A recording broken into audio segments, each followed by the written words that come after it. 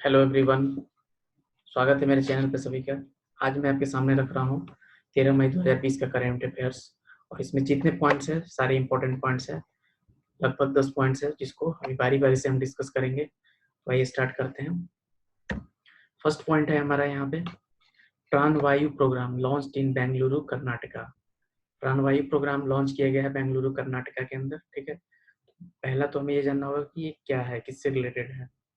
तो बृहत बेंगलुरु महानगर पालिका जो है इसने लॉन्च किया है प्राणवायु प्रोग्राम बेंगलुरु के अंदर। इसका मेन एम है कि लोगों के बीच में जागरूकता फैलाना कि वो अपने हेल्थ का खुद से ख्याल रखें, खुद ही अपनी सेफ्टी का ख्याल रखें। और जैसे भी जो अभी ऑनगोइंग कोविड-19 की महामारी चल रही है तो उससे बचे और उससे अपने हेल्थ का ख्याल खुद रखें, ताकि इस प्रोग्राम के थ्रू लोगों को हम अवेयर कर सके, लोग जागरूक हो सके। तो मेनली एम है इस प्रोग्राम का यही है कि लोगों को अपने हेल्थ के बारे में खुद ही सोचना है, खुद ही वो अपने हेल्थ को मतलब मेंटेन करके रखे, सब कुछ जो भी सोशल डिस्टेंसिंग मेंटेन करके रखे, या अगर उन्हें कोई भी प्रॉब्लम होती है तो उसे पहले से ही अपना अलर्ट होकर उसकी ट्रीटमेंट कराएं, या जो भी है। तो इस प्रोग्राम का मेन एम यही है कि लोगों के बीच में जागरूकता फैलाना है कि वो लोग अपने हेल्थ का खुद से ख्याल रखें। और ये जो प्रोग्राम स्टार्ट किया गया है ये मैंने बताया ही कि बृहत बेंगलुरु महानगर पालिका के द्वारा स्टार्ट किया गया। तो यहाँ से जो क्वेश्चन बन सकता है, ये पूछा जा सकता है इस तरह से कि बृहत बेंगलुरु महानगर पालिका के द्वारा कौन सा प्रोग्राम को लॉन्च किया गया बेंगलुरु में। तो हम आंसर कर सकते हैं प्राणवायु प्रोग्राम। ठीक है, तो यहाँ से इस तरह से क्वेश्चन बन सकते हैं। उसके बाद अगर हम देखें नेक्स्ट पॉइंट, तो नेक्स्ट पॉइंट है हमारा, Manoj Ahuja appointed as new chairman of CBSE. Manoj Ahuja को सीबीएसई का नया चेयरमैन बनाया गया। तो इसके पहले जो थी अनीता करवाल, उनको रिप्लेस करके मनोज आहूजा को सीबीएसई का न्यू चेयरमैन के तौर पे अपॉइंट किया गया है। यहाँ से क्वेश्चन डायरेक्ट पूछे जा सकते हैं। फिर उसके बाद है एक न्यूज़ है सीबीएसई बोर्ड एग्जाम से, उसको भी मैं यहाँ बता देता हूँ कि जो सीबीएसई बोर्ड के एग्जाम होंगे वो 1 जुलाई से 15 जुलाई के बीच में चांसेस हैं होने की, मोस्ट प्रोबेबली। तो यहाँ से क्वेश्चन बनने के चांसेस हैं कि रिसेंटली में किसे अपॉइंट किया गया सीबीएसई का नया चेयरमैन। तो हम आंसर कर सकते हैं मनोज आहूजा को। ठीक है, उसके बाद अगर हम देखें तो नेक्स्ट पॉइंट है हमारा परख, DRDO DFRLs mobile microbial containment lab handed over to MMCRI. तो एक fully autonomous mobile microbial containment lab तैयार किया गया है डीआरडीओ और डीएफआरएल्स के द्वारा। ठीक है, तो इसका नाम दिया गया है परख। तो इसको जो डेवलप किया गया है इसमें मिनिस्ट्री ऑफ डिफेंस का कोलेब्रेशन है विद ईएसआईसी के साथ, और medical college and hospital of Sant Nagar Hyderabad. और इसको परमिशन किसने दिया था इस चीज को तैयार करने के लिए? ICMR, Indian council of medical research. तो इनके परमिशन के द्वारा ही इन दोनों ने मिलकर इस परख जो fully autonomous mobile microbial containment lab है इसको डेवलप करने के लिए। तो यहाँ से क्वेश्चन बन सकता है कि डीआरडीओ और डीएफआरएल के द्वारा मोबाइल माइक्रोबियल कंटेनमेंट लैब तैयार किया गया, उसका नाम क्या दिया गया है? तो आंसर हम कर सकते हैं परख। ठीक है, तो ये हमें ध्यान में रखना होगा। उसके बाद अगर हम देखें तो नेक्स्ट पॉइंट है हमारा यहाँ पे, Vadhan authors a new book titled Fear of God deals with corruptions, vigilantism and law। तो यहाँ पे एक बुक रिलीज की गई है जिसका टाइटल है फियर ऑफ गॉड। इस बुक का टाइटल है फियर ऑफ गॉड, और इसके जो ऑथर है वो है वधान। ठीक है, और इसके बारे में ये जो बुक है वो इस बुक में मेंशन किया हुआ है करप्शन, विजिलेंटिज्म और लॉ। इन करप्शन से रिलेटेड, कानून से रिलेटेड पॉइंट्स को इसमें मेंशन किया गया है। और इस बुक को जिसने लिखा है वो है बोमा देवारी साई चंद्रवर्धन। तो इस बुक के जो राइटर है वो है बोमा देवराई चंद्रवर्धन। और जिसको इसके जो ऑथर अगर ऑथर के नाम से पूछे तो हम आप कह सकते हैं, अगर शॉर्ट में पूछ दे तो हम अवधान के नाम से भी कर सकते हैं। अगर इनका पूरा नाम देखे तो देवारा साई चंद्रवर्धन। ठीक है, अगर पूरा नाम आता है तो पूरा नाम को इस तरह से ध्यान में रखना है, अगर शॉर्ट में नाम आता है तो वधान हम कर सकते हैं। ठीक है, तो इस बुक का नाम है फियर ऑफ गॉड, और किससे रिलेटेड है? करप्शन, विजिलेंटिज्म एंड लॉ से। यहाँ से क्वेश्चन पूछा जा सकता है डायरेक्ट कि recently a book titled Fear of God which deals with corruption, vigilantism and law who is the author of this book. तो हम आंसर कर सकते हैं, या तो हमें पूरा नाम ध्यान में रखना होगा, भूमा देवाराय चंद्रवर्धन, या फिर प्रधान के नाम से। तो यहाँ से इस तरह से क्वेश्चन पूछा जा सकता है। और एक चीज और बता दें कि जो ये जो बुक पब्लिश हुई है उसे पब्लिश किया गया है ट्री सेट पब्लिकेशन के द्वारा, ठीक है। तो इसे भी ध्यान में रख सकते हैं, ट्री सेट पब्लिकेशन के द्वारा इसको प्रकाशित किया गया है। इसके बाद हम देखें next point, Atmanirbhar Bharat Abhiyan ranks amongst biggest in the world. Okay, government of India ने क्या किया है, अभी लगभग 20 लाख करोड़ स्पेंड किया है आत्मनिर्भर भारत अभियान और सेल्फ रिलायंट इंडियन मिशन के तहत, ताकि जो कोविड-19 की महामारी है उससे लड़ा जा सके, ठीक है। जितने भी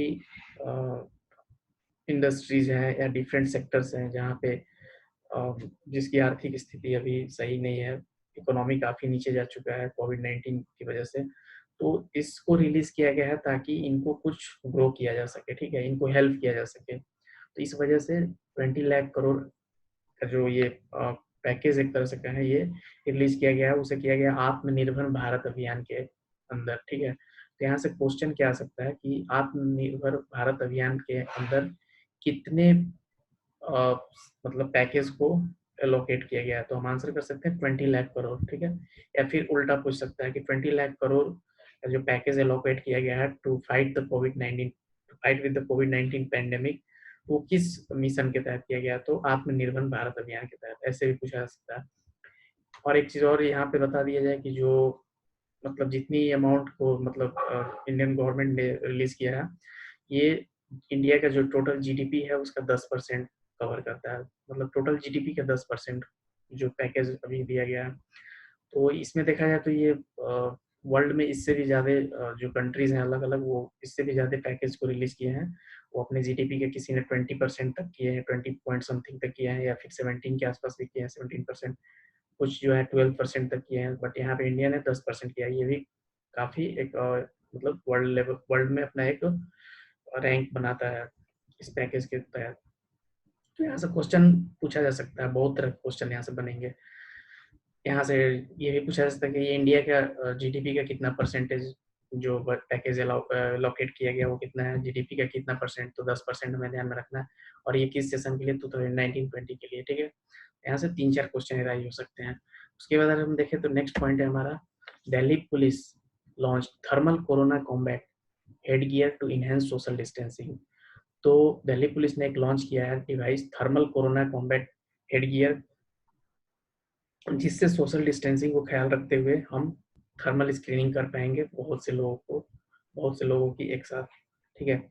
इसमें क्या है कि 10 से 15 मीटर की दूरी पे जो पुलिस पर्सनल है वो बहुत सारे लोगों की थर्मल स्क्रीनिंग एक साथ कर सकती है, ठीक है। और उसका सारा डिटेल्स विथ फोटोग्राफ्स वो जो भी कंट्रोल सेंटर रूम बना है वहाँ वो भेज सकती है इसके थ्रू। तो ये इनिशिएटिव जो लॉन्च किया गया है वो दिल्ली पुलिस और इंडियन रोबोटिक सॉल्यूशन IRS के द्वारा किया गया है, ठीक है। इन दोनों के सहयोग से ही ये बना है, जो भी डिवाइस थर्मल स्क्रीनिंग के लिए बनी है। तो यहाँ पे क्वेश्चन बन सकता है कि दिल्ली पुलिस के द्वारा जो डिवाइस को बनाया गया है फॉर थर्मल स्क्रीनिंग, तो उस डिवाइस का नाम क्या है, तो हम आंसर कर सकते हैं thermal corona combat head gear के नाम से हमें ध्यान में रखना होगा, ठीक है। उसके बाद अगर हम देखें तो नेक्स्ट है हमारा Haryana to provide tap water connection to all the rural households by 2022 December. Haryana government का क्या है, उसने क्या बनाया है कि 2022 दिसंबर तक सारे घरों में जो टैप वाटर का कनेक्शन है वो प्रोवाइड करा देगी। और उसने एक डाटा दिया है कि 28.94 लैक्स जो उसके हरियाणा में टोटल घर आते हैं, और उसमें जिसने 18.83 लैक्स घरों में ऑलरेडी टैप वाटर कनेक्शन दे चुका है। और बाकी जो लगभग 10 लाख के आसपास जो भी बचे हैं, अप्रॉक्स 10 लैक्स के आसपास, तो उनमें वो 2022 दिसंबर तक कम्प्लीटली कनेक्शन दे देगा। इसका ये एम और टारगेट है।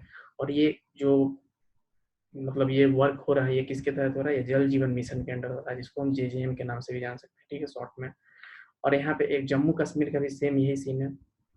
जम्मू कश्मीर ने भी यही अनाउंसमेंट की है कि 2022 दिसंबर तक प्रत्येक घर में टैप वाटर कनेक्शन वो दे देगा। तो इन दोनों का सेम जल जीवन मिशन के तहत ही एम है करने का पूरा। तो यहाँ से क्वेश्चन बन सकता है कि recently which state government has announced to provide tap water connection to all the rural households by 2020 December.